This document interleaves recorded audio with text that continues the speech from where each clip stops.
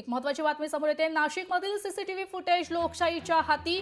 बाईकवरील व्यक्ती कृष्णा आंधळे असल्याची शक्यता आहे। तर सीसीटीव्ही फुटेजच्या आधारे पोलिसांकडून तपास सुरू आहे।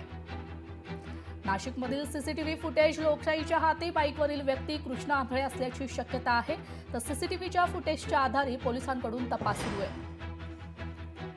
नाशिकमधील स्थानिकांनी कृष्णा आंधळेला सकाळी नाशिकमध्ये पाहिला असल्याचा दावा केला होता। त्यावेळेस पोलिसांकडून तपास सुरू आहे। नाशिकमधील सीसीटीव्ही आता फुटेज लोकशाहीच्या हाती लागले। बाईकवरील हा व्यक्ती हा कृष्णा आंधळे असल्याची शक्यता आहे।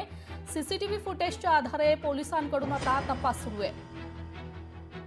संतोष देशमुख हत्या प्रकरणातील फरार कृष्णा आंधळे नाशिकमध्ये बघितल्याचा स्थानिकांचा दावा होता। तर नाशिकच्या गंगापूर रोड परिसरातील दत्त मंदिर चौकात कृष्णा आंधळेला बघितल्याची काही लोकांचा दावा होता। तर पोलीस घटनास्थळी दाखल झाले। परिसरातील सीसीटीव्ही फुटेजवरून तपास सुरू।